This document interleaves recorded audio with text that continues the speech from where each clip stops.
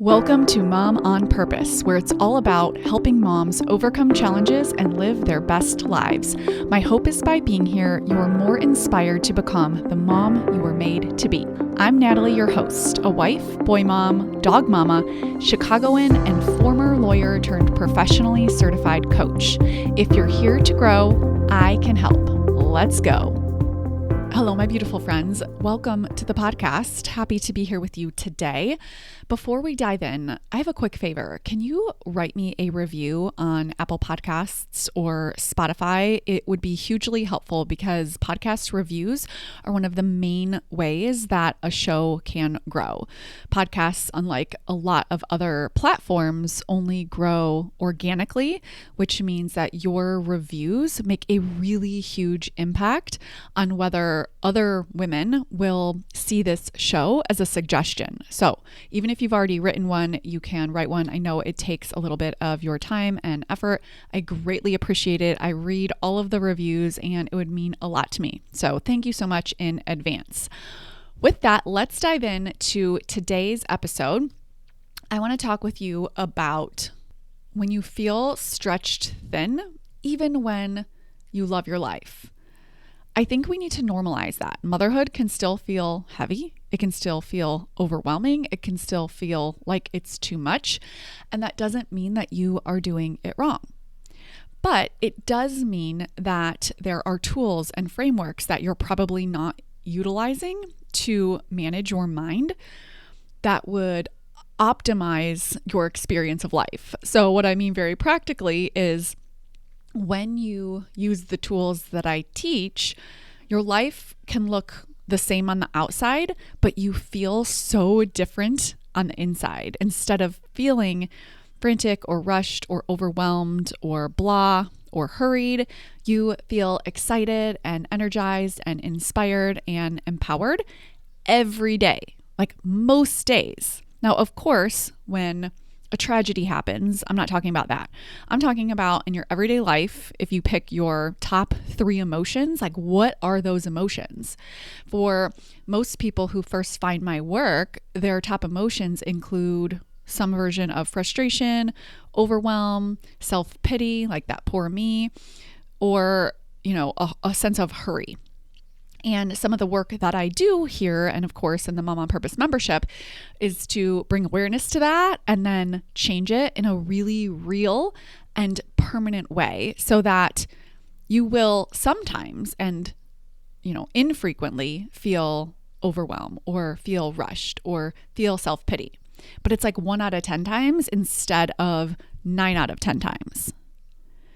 And if you are anything like most of the women in this community, I know that you've intentionally created so much. Maybe that means you're married or you have kids or you have a home that you care about or a career, whether that's inside the home or outside the home, or some combination of all of these things. Whatever your version is on the outside, you have checked the boxes. And from the outside, that is pretty amazing. But on the inside, it's not that it's terrible, like it's fine. It's just not as great as you imagined it would be.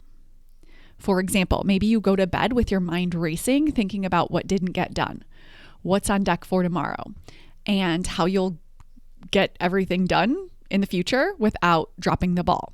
You feel maybe stressed, overwhelmed, any of those emotions that I mentioned, that self-pity, like this is too much for me. And you find yourself thinking thoughts like, I have so much to do. I should have more help. Even if you have an amazing spouse who is a real partner, it still feels like you have so much on your shoulders. You feel this sense of pressure to do it all and that you want to do well and not let anyone down. But these thoughts create feelings of stress, worry, pressure, overwhelm, a constant sense of urgency. You'll also find yourself fantasizing about your next escape, whether that is a vacation, a girls' trip, a retreat, something just for yourself. You will be thinking about needing to get away. And then, before you know it, that fantasy is over, you wake up and you do it all over again. And so there's this sense of feeling spread too thin, feeling stretched too thin. It seems like the problem is your life, although maybe you can't quite pinpoint what that is. But it's really not your circumstances. It isn't your life. It's that you haven't learned how to override the survival part of your brain that is always in overdrive. It's always in go, go, go. It's always scanning for what's wrong. You'll frequently hear me say that your brain is wired for survival. It's not wired for happiness. And then on top of this, you've been taught by society that it's your job to do everything for everyone always. And this is where coaching comes in. There are frameworks you can use to rewire your brain so you feel just as good on the inside as your life looks on the outside, so that you can still have a full life, just like I know you want to, but without the racing mind, the constant pressure, the feeling like you're being pulled in 100 directions, all while trying to parent well, maintaining your marriage, caring for parents who are aging, growing in your career, showing up in your friendships, and dare I say it, actually enjoying your life. That's what today's episode is all about. I am sharing tools and frameworks that will help you do just that. And because this topic encompasses so much, I decided to answer 5 specific questions from women in this community that are under this umbrella of really feeling stretched so thin as a mom, even when you enjoy your life. So with that, let's dive in to question number 1. I love my husband, but lately I feel like we are just coexisting. We talk about logistics, we get through the day, but we don't feel connected. I don't want to live like roommates. How can we go back to feeling close again? All right, thank you so much to the person who wrote this question in, because it is so common. And it's one of those things that I think so many women feel but don't always say out loud. You are not alone if you love your husband, you're doing life together, but you also kind of feel like you are just passing each other in the hallway, talking about who's picking up groceries or what time soccer practice is. You're managing everything, but it feels like the spark is gone. This is roommate syndrome. And what I mean by that is you are functioning well together. There's not necessarily a huge conflict or major blow-ups, but there's also not a deep sense of connection either. So you're living side by side, running the home, raising kids, getting through each day, but the emotional intimacy, that connection, the spark, the feeling of truly seeing each other, that part feels kind of like it's faded. It's not that anything is wrong in an obvious way. It's just that everything has become so logistical, so functional, and that can feel really lonely and really transactional. Here's the thing. This is incredibly normal in a long-term relationship, especially in full seasons of life when you are raising kids, building careers, and maybe even caring for aging parents. That can take up so much of your headspace that the connection with your spouse, the intimacy, the respect, the slowness, the spark can begin to diminish, not from a conscious choice, but just by way of the logistics pushing that to the side. Like, oh yeah, we'll have time for that later, is running in the background. And then before you know it, you wake up and you're like, oh my goodness, it definitely feels like we're roommates. How did this happen? But also, is this even a problem? You know, depending on the age of your kids, you might say it's just this season of life once the kids are gone, or once fill in the blank, right? We all have our, on the other side of this will be easier. And it's not that that's not true. It's just that you trade in your problems for a different set of problems on the other side of a season. So instead of waiting for a season to change, for you to change how you feel, I highly suggest working on your thoughts and feelings where you're at right now. Because coaching helps you empower yourself to create the experience you want. And that can have a real long-lasting impact on your marriage, no matter what is going on. This does not mean that I can help you control your spouse or get him to change, and you know that. But I can help you have the experience that you want. So my coaching tools for marriage are all rooted in empowering you as the wife. So when it comes to feeling like roommates, you want to take a look at what your thoughts are. You'll probably have some thoughts like, we don't connect anymore. It feels like we're roommates. He should try harder. We don't have time to quote unquote date each other. Whatever you are thinking, maybe you have worse thoughts like, he doesn't pull his weight. I do everything. Those types of thoughts would lead to resentment. Your thoughts create how you feel. And this is so important to remember with respect to marriage. It's really tempting to delegate your emotions to your spouse, meaning you think you feel resentment because of what your spouse is doing or not doing. You think you feel disconnected in your marriage because your spouse kind of doesn't look you in the eye, doesn't greet you, and kind of walks by. And again, you feel like you're roommates based on what your spouse is doing or not doing. You feel how you feel because of the thoughts that you have in your mind. Thoughts create your feelings, and your brain will have default automatic thoughts. Now, remember, what kind of thoughts does your brain have on default? Negative, fear-based thoughts. It is scanning for danger. It is looking for what's wrong. And while useful to keep you alive, not helpful at all in your home when it's looking at what's wrong with your spouse. So you have to train your brain to have more intentional, more connected, more purposeful thoughts that create the experience that you want in your marriage. So how do you want to feel in your marriage? You could feel however you want. If you want to feel content, if you want to feel flirty, if you want to feel connected, if you want to feel confident, if you want to feel fun, if you want to feel, what do you want to feel? Right? It's such a beautiful, helpful question. What do you want to feel when you think about your spouse? Do you want to feel disconnected? Do you want to feel resentment? Now, it doesn't mean that there's not work that you can do to explore why you're thinking those thoughts. And that's usually a pathway into some deeper coaching to clean up your mindset in a more empowered way. And it doesn't mean that you want to go to a place of happiness and connection.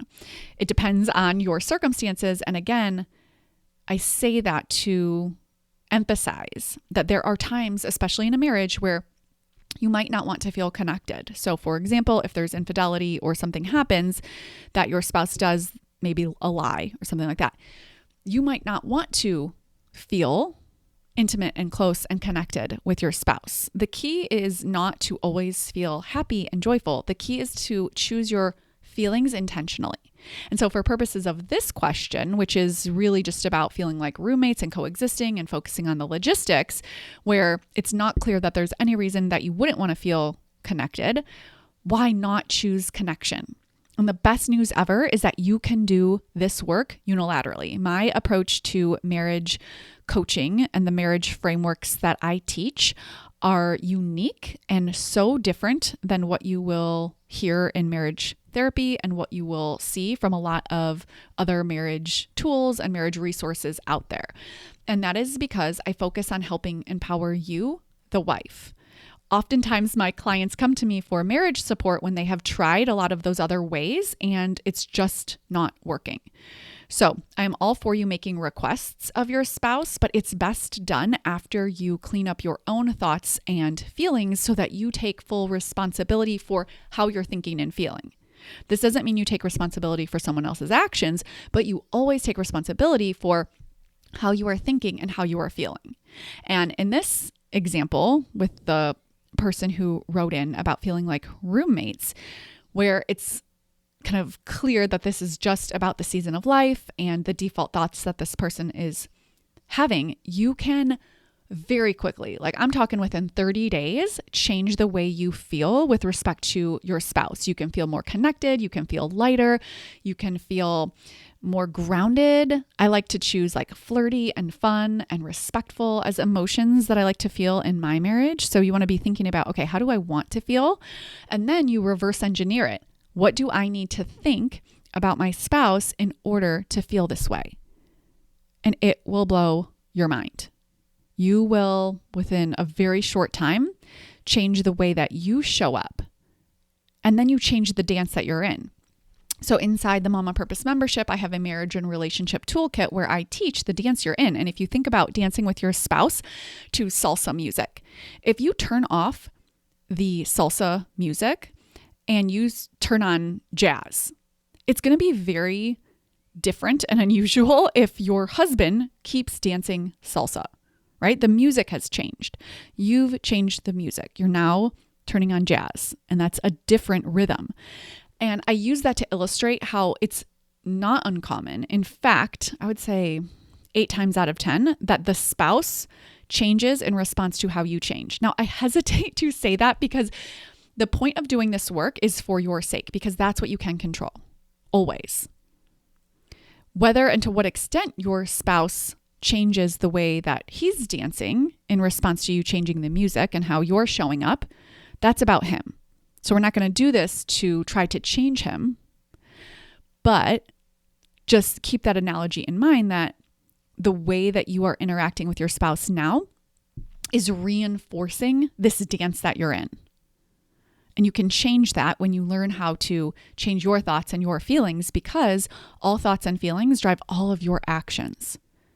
So in a very real way, if your spouse comes down in the morning, very hurried, doesn't really acknowledge you, gives hugs and kisses to the kids, is talking about work that day, kind of talking at you and just going through the motions and the logistics.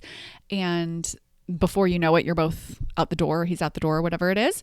If you change how you're showing up and you have thoughts like we are on the same team, I am fun, flirty, and connected, I love my spouse, and you show up and you grab his attention and you say, good morning, honey, I hope you have a wonderful day, I love you, or whatever it is that feels not fake, but authentic to you and who you want to be in this marriage, that's going to be new and different.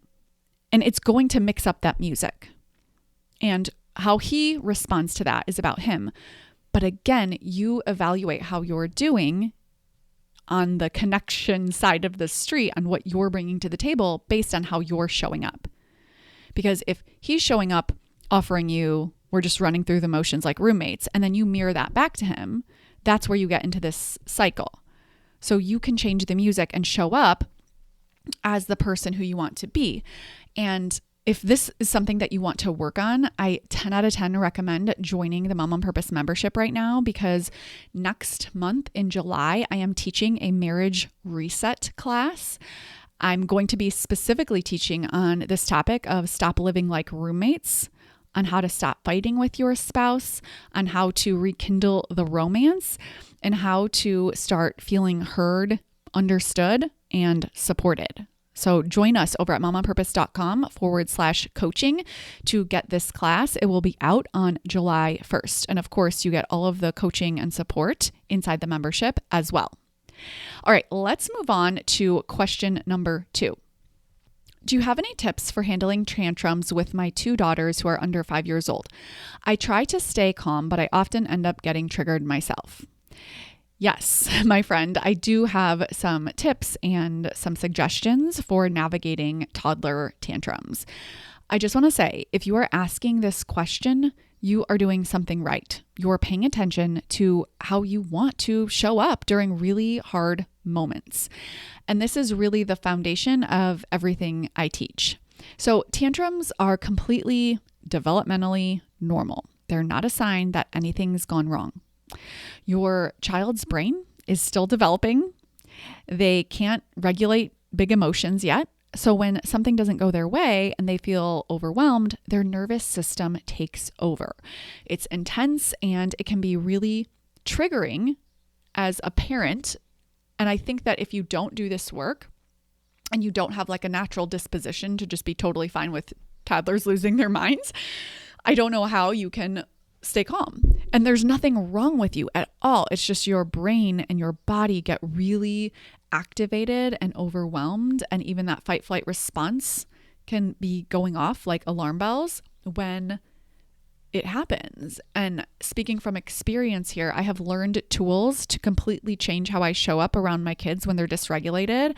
I am the calm parent. It's not my natural disposition, and it's only because I have practiced these tools. So here is a breakdown of kind of the 5 steps that I recommend. Now, I do also suggest that you grab my tantrum guide. It's a free download. If you go to momonpurpose.com/tantrum guide, you will get all 5 of these steps, and you can read through the steps and the examples.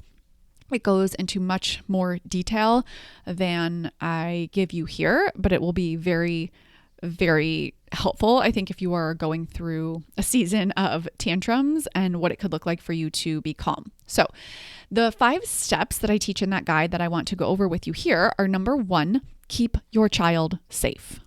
Number 2, stay calm. Number 3, respect and connect with your child. Number 4, help your child get regulated. And number 5, what to do after the tantrum. So number 1, first and foremost, it's your job to keep your child safe. And this means physically safe. So you might need to move them if they are about to run in the street, for example. Like, it's your job. You want to keep them safe above all else.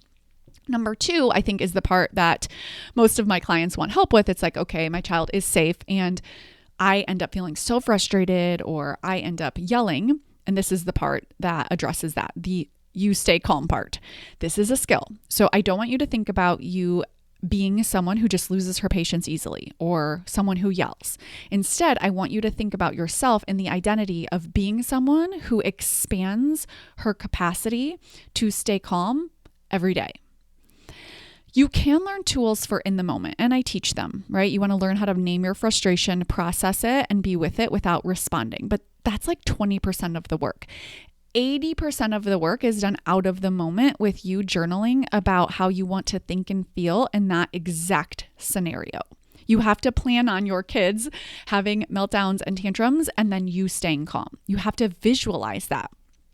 I've talked about this on the podcast before about how transformational it is when I work with a mom on staying calm and not getting frustrated inside the Mom on Purpose membership through coaching, because within like a week, she's feeling so much more calm. I just had this happen with a client and it was so awesome to see. And she was just laughing like, what was I saying again? I was so frustrated. Like it's hard for me to even see that now because I immediately did what you said. I journaled in the morning out of the moment, and now it's so much easier for me to stay calm. Like, that is powerful work, my friend. Okay. Number 3 is to respect and connect with your child. This is where the mantra, the saying comes in: all feelings are welcome, all actions are not. So for example, it's totally fine for my son to feel upset, to feel frustrated, to feel angry, to feel disappointed, to feel mad. It is not okay for my son to hit or to throw something at his brother. All feelings are welcome. All actions are not. You can embody this. You can model it. You can respect and connect with your child by validating their feelings, allowing them space to feel how they want to feel, and by holding the boundary. It's about strength. You're not just going to let them do whatever they want. All actions are not allowed, but you're not going to say it in a way that's rude or condescending or mean or punishment, fear, shame, invoking parenting. You know better. You shouldn't be doing this. You're in trouble. That is shame-based parenting. It's pinning you against them. It's using fear tactics. And I think this just comes not from, being a bad mom or a bad parent. It's just not knowing how to do it differently. So instead of, you know better, you shouldn't be doing this, you're in trouble, I'll say something like, I won't let you hit. I'm taking the car away to keep you and your brothers safe. I love you and you can be upset and mad. I get it. It's a completely different way of approaching the meltdown and the tantrum. I view my kids respectfully and on the same team as me, and I'm keeping everyone safe, and I'm holding boundaries, and I'm allowing them to feel how they want to feel. I love this way of parenting. It just makes, tantrums and all of it so much easier. Number 4 is to help your child get regulated. I don't mean talking them out of the emotions, but you might move them, you might rock them, you might offer them a hug. You really have to know your child, and it is an art and it changes. So, take this and practice it, come into the membership so I can coach you on it, because with my kids, it's evolved for each child. It evolves based on the age of the child and what they need. So I'm just kind of looking to see, okay, do they need to just cry it out now? Do they need a hug? Would it be helpful for us to get some fresh air? Not to distract, but to move things along. Because sometimes when we validate feelings, we can mistakenly make it bigger. Like, you're not just going to sit there and stare at them and say, okay, feel your feelings, and make it this big dramatic deal. But at the same time, you don't want to say, okay, I'm going to, offer you candy or distract them from the feeling to send the message that they shouldn't be feeling sad. So there's this balance and this nuance in the art of being present with your child, allowing them to feel their feelings, and then moving things along so you normalize the experience of negative emotions. And then number 5 is what you do after the tantrum. You're going to talk with them. If you do yell, repair with them. And there's a few other things that I list out in the guide. So again, get that guide, momonpurpose.com/tantrum guide. That's all one word. You can download it for free. Question number 3. Hi, Natalie. I'm a physician working part-time. I have 3 kids in school, and I'm also helping care for my aging parents. I feel like I'm being pulled in every direction, and I don't want to live like this. I want to enjoy my life, but I can't figure out how. Do you have any tips or advice? Thank you so much for all the work that you do. This question hits so many of the moms I work with. You've built this beautiful life, and yet you're overwhelmed by the volume of roles you're playing in. And the world tells you you should be able to handle all of it. So you just push through, keep going, and wonder why it feels so heavy. The truth, though, and you're not going to be surprised to hear me say this, but I can't say it enough, is that it's not your circumstances causing you to feel spread so thin or overwhelmed, or however you would identify that feeling of buzzing in that go, go, go energy, not feeling comfortable, resting, relaxing, and having that great big capacity to experience joy. It's not your circumstances. It's your thoughts running through your mind all day. Thoughts like, I have to do everything for everyone always. If I don't do it, it won't get done. I can't let anyone down. These thoughts are rooted in over-functioning, perfectionism, and martyrdom. And most of us were conditioned to believe that they're just normal, or worse, to believe that they are facts. So what we do in coaching, and what I help you do inside the Mom on Purpose membership, is interrupt that pattern. Instead of believing the lie that I have to do everything for everyone always, start by questioning that. Is that even true? What do you want to believe intentionally instead? You can be an amazing doctor, a present mom, a supportive daughter, and say no. What does that look like for you? Have you imagined this version of yourself? She's delighted. She feels mostly energized and inspired and connected to her life. She feels like her average days are in alignment with the person who she wants to be, and her time spent aligns with her purpose and priorities. At nighttime, she goes to bed without the buzzing thoughts and the rumination. What does that look like? Have you imagined this version of yourself? That's the real work, to grow and evolve into the version of you whose life feels as good on the inside as you've worked to create on the outside. Ask yourself, what does this version of you think about all day? She has the exact same life, but she thinks different thoughts. And how do those thoughts make her feel? I often give the example of wearing sunglasses. So when you put on different colored sunglasses, what you look at changes color. You're still looking at a tree, you're still looking at a park bench, but if you have rose-colored sunglasses compared to if you have dark gray colored sunglasses on, they appear different. That is what it's like to change your thoughts. So if this resonates with you and you would like to just lighten up and experience more joy, just enjoying your life in every day, I highly recommend taking my new training. It's called Lighten Up Motherhood. You can get it over at momonpurpose.com/lighten up. It's all one word, LIGHTENUP. This has been hands down my most popular training I've ever created. It is brand new. We have had so many people, thousands of moms now, take this training, and so many of them join the Mom on Purpose membership from this training because, as one person wrote in to me and said, it's so simple and actionable, yet at the same time, really profound. And I think what she meant by that is she's seeing a real change in the heaviness, in the pressure, in the feeling spread so thin. And now she feels lighter. And it wasn't complicated. It wasn't hard. And I say that because I've done this work. And when I created that training, I had in mind the busy mom, the busy professional, high achieving woman who's got kids, who really just wants to lighten up her life. And I thought about how when I did that transformation, there were some key changes I really made, and I included those in the training. And you also get that training with a free podcast. So you can choose how you want to consume it. Do you want to consume the free podcast, or do you want to consume it via video? It's totally up to you. But this is really how you stop feeling stretched so thin, keeping the exact same circumstances. So you're going to learn how to take off those dark colored sunglasses and put on those rose colored sunglasses, changing your thoughts and doing a bunch of other actions that I suggest inside that training. Question number 4. I struggle treating my 21-year-old daughter like an adult. It's my 3rd year being an empty nester. One example is I remind her about what she needs to do.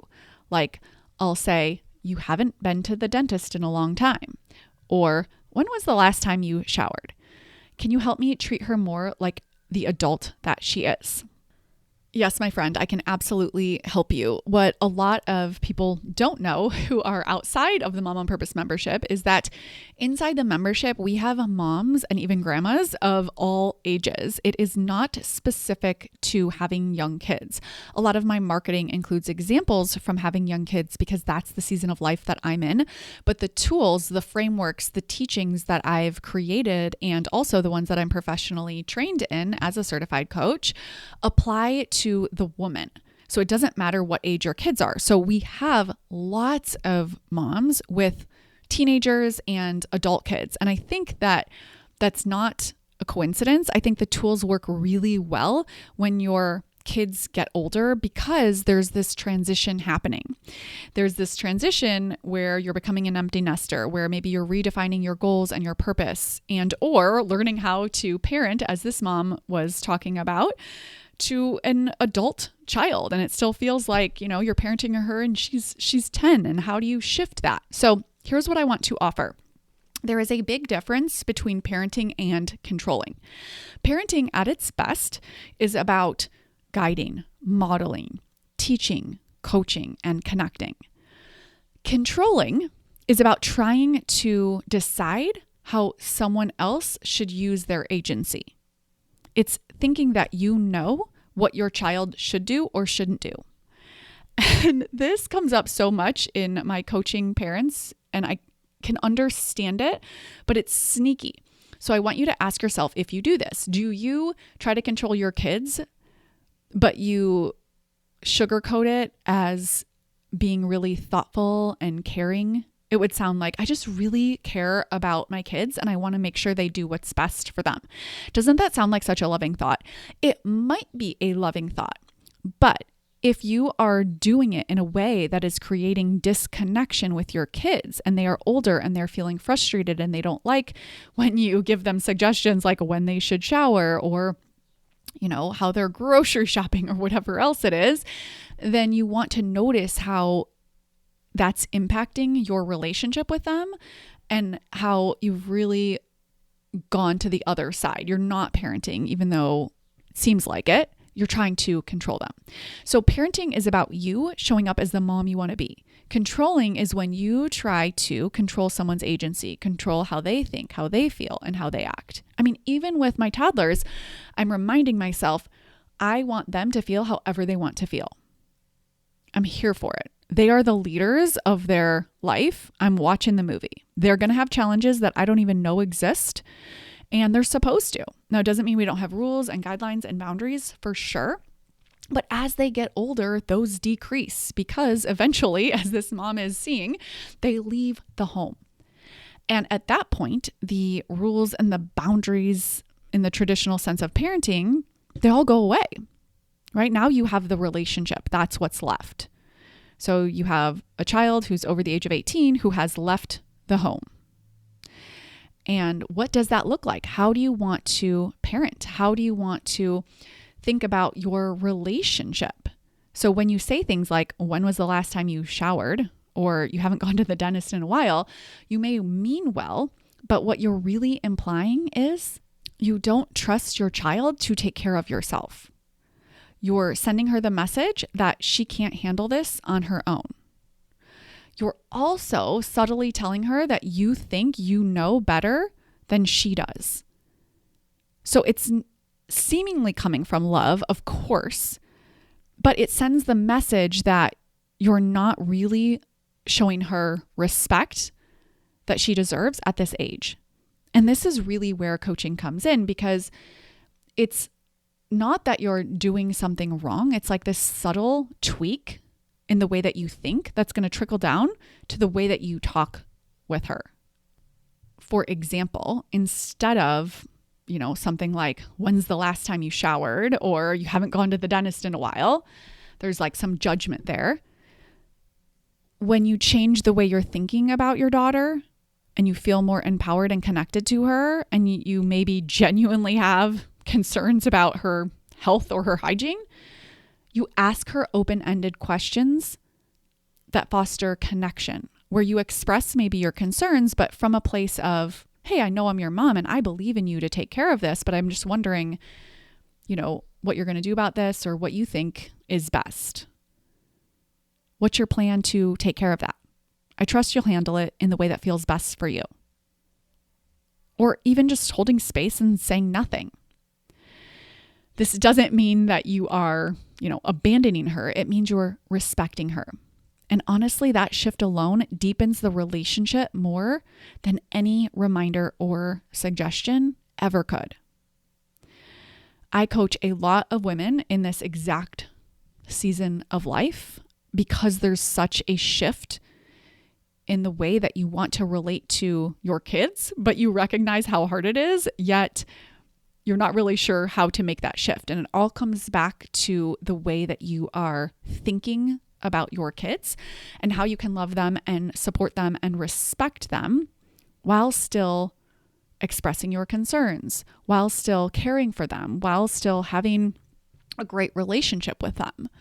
So you're on the right track. Question your thoughts, change your thoughts. If you want help with this, I can definitely coach you on that. It's something I love to do, particularly because I find it to be so impactful for the women who do this work. It changes the way they relate to their kids, and their kids are exactly the same. It's like really beautiful to see. Okay, question number 5, the last question. I love your time management systems and tools. I've taken your time management course and learned so much. I'm really interested in continuing this work on time management. From time to time, I feel very rushed. What's something I can do to work on this feeling? Can you help? Yes, my friend, I can absolutely help. First of all, celebrate the fact that you have done so much already and taken the class. Utilize the tools, notice the wins that you have, because that is an accomplishment. So many of the moms I coach are in the exact same space. They've implemented tools, they've created structure, and things are objectively working better, but they still feel rushed. And that can feel confusing, right? Like, okay, I've done the right thing, so why doesn't it feel the way I thought it would? The reason is that feeling rushed is a feeling. It's not caused by your calendar. It's not caused by your to-do list. It's caused by a thought. So you're thinking a thought and it's creating the feeling. You might have a thought like, there's not enough time, or I'm behind, or I have to hurry to get this done. Whatever you are thinking is creating that feeling of rushed.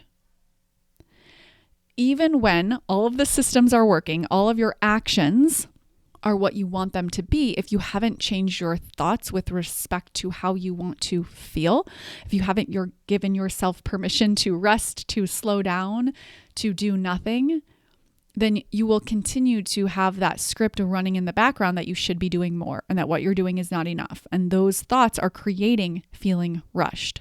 So start noticing when you feel rushed. Pause and ask yourself, what am I thinking that's creating this feeling of rushed? Come and get coached by me. I will help you turn that around to a next believable thought that you feel empowered to think.